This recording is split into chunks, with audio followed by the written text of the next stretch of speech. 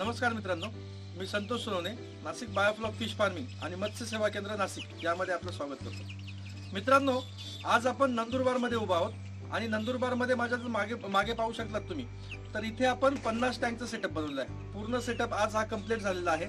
हाही सेटअप आपल्याला इथे तयार करताना काही जे प्रॉब्लेम्स आलेत, त्यानंतर काय अडचणी आल्या, त्याच्यावरती पूर्णपणे मात करून नाशिक बायोफ्लॉक फिश फार्मिंग हा सेटअप बनवलाय.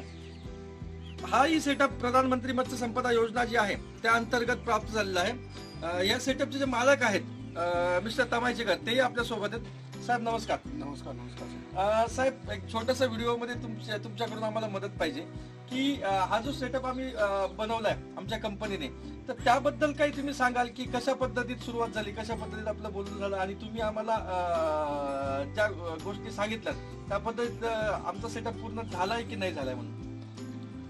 सगळ्यात प्रथम मी सोनवणे साहेबांचे आभारही मानतो आणि कौतुकही करतो की त्यांनी आमचं नाशिकहून नंदुरबारमध्ये येऊन आणि आमचा हा प्रोजेक्ट पूर्ण केलेला आहे. त्यामध्ये त्यांनी त्यांच्या जे शासकीय दर होते त्याच्या बाहेर न जाता त्यांनी हे सगळं काम पूर्ण केलेलं आहे. ही त्यांची दुसरी यशाची पावती आहे. मला जेव्हा प्रधानमंत्री मत्स्य योजनेअंतर्गत हा प्रोजेक्ट मिळाल्याचे मला जेव्हा खबर मिळाली तेव्हा मी भरपूर लोकांशी संवाद साधला, भरपूर लोकांना हे केलं. तेव्हा मला कळलं की आपल्या नाशिकचेच श्री नाशिक बायोफ्लॉकचे श्री सोनवणे साहेब हे देखील काम करत आहेत. मग त्यांच्यासोबत गेलो, त्यांच्याशी चर्चा केली. मी यांना फक्त खुली माझी बंजर झालेली जमीन 2 वर्षापासून जिथं मी काही नाही केलेलं होतं अशी झालेली जमीन यांच्या ताब्यात दिली.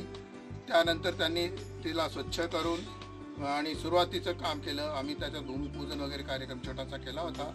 सरांना बोलवलं होतं, त्यांच्या हस्ते आम्ही पाडवी सरांच्या हस्ते आम्ही नारळाचं हे केलं होतं, शुभारंभ केला नारळाने. आणि त्यानंतर मग यांनी आता अगदी यशस्वी वेळेमध्ये, कमीत कमी वेळेमध्ये त्यांनी हा केलेला आहे प्रोजेक्ट पूर्ण केलेला. पूर्ण 50 टाक्यांमध्ये 6च्या अशा 8 लाईन केलेल्या आहेत, म्हणजे 6, 8, 48 आणि 2 लाईन आमच्या वेगळ्या केलेल्या आहेत, अशा मिळून 50. त्याला पूर्णपणे नेट हे केलेली आहे, पाईपलाईन वेगळी केलेली. शक्यतोवर एकच पाईप टाकून 4ही ठिकाणी पाणी देण्याची लोक हे करतात. पण हे कॉन्ट्रॅक्टर म्हणा किंवा अशा आहे की यांना इंटरेस्ट होते आणि प्रत्येक याच्यासाठी पाण्याच्या टाकीसाठी एक वेगळा पाईप दिला, तो आपण हे केला. त्यांनी आता पूर्ण झाल्यानंतर देखील एकदा पाहिलं आपण तर अगदी मोठा प्रोजेक्ट लागतोय. त्यावेळेस फक्त आमच्या या होत्या वेल्ड मेश होत्या, त्यावेळेस फार छोटं वाटायच्या. पण आता जेव्हा पाहतोय तो कितीतरी मोठा झालेला हा प्रोजेक्ट दिसतो आहे. त्यासाठी मी पुनश्च सोनवणे साहेबांचे आभार मानतो.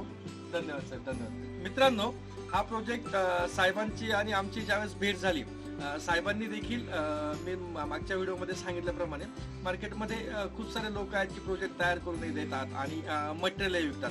साहेबांनी देखील 4 ठिकाणी चौकशी केली, साहेब देखील 4 ठिकाणी जाऊन आले, सगळ्यांकडचा अनुभव घेऊन आले. त्यानंतर आमची ज्यावेळेस मीटिंग झाली त्यावेळेस आमचं फायनलाइज झालं. साहेबांनी सांगितलं होतं मला, साहेबांनी पहिल्याच दिवशी सांगितलं होतं की मी तिथे तुम्हाला काही मदत करू शकणार नाही. मी तुमची जी जागा आहे, कारण की मी तिथे नसतो आणि मला तिथे राहणं शक्य होणार नाही, मी तुम्हाला जागा ताब्यात देईल, सगळं काही तुम्हाला करायचंय. आणि त्याच पद्धतीत आम्ही देखील करून दाखवलं. आम्हाला साहेबांनी पहिल्या दिवशी इथे जागा दाखवली. त्यानंतर पहिल्या दिवशी त्यांनी ज्यावेळेस कामासाठी पहिले शुभारंभ केला, फिशरी डिपार्टमेंटचे अधिकारी त्यांच्या हस्ते इथं नारळ फोडून, श्रीफळ फोडून इथं आपण कामाला शुभारंभ केला. आणि ह्याच वर्षी काम सँक्शन झालं होतं आणि ह्याच फायनान्शियल इयरमध्ये आपण काम कम्प्लीट केलं. माझ्या मते साहेब, आपण जर नंदुरबार विभागाचा हे घेतला तर एवढ्या कमी टाइम मध्ये अजून ह्या वर्षी सँक्शन झालेलं प्रोजेक्ट कम्प्लीट नाहीयेत, बरोबर. आणि आपला प्रोजेक्ट कम्प्लीट होऊन आता एक 2 ते 3 दिवसामध्ये, जास्तीत जास्त 5 दिवसामध्ये आपली फिशचं सीड्स देखील येणार आहे, स्टॉकिंग होणार आहे.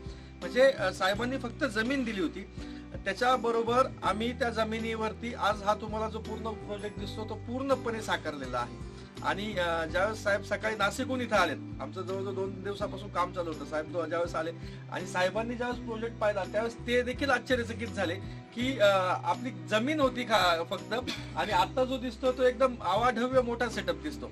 तर मित्रांनो, इथे जर तुम्हाला कधी नंदुरबारमध्ये असाल, कधी व्हिजिट समजा तुम्हाला प्रोजेक्ट पाहायचा असेल तर तुम्ही इथे येऊन फक्त येताना पाटोंदा ऍड्रेस सांगाल. पाटोंदा नंदुरबारमध्ये पाटोंदा आहे. फक्त आल्यानंतर परमिशन घेतल्याशिवाय कुणी सेटअप मध्ये डायरेक्ट नाही आलं. इथं हनुमान मंदिर आहे, म्हणजे नंदुरबारमध्ये आले तर पंचमुख भद्रा मारुती हनुमान मंदिर आहे इथे, त्याच्या शेजारीच आपला हा प्रोजेक्ट आहे. फक्त जर तुम्ही आलात तर परवानगी घेऊनच आतमध्ये या, ही आपल्याला विनंती आहे. बाकीच्या विषयांवरती आपण नेक्स्ट व्हिडिओमध्ये बोलू. तोपर्यंत थांबतो. धन्यवाद.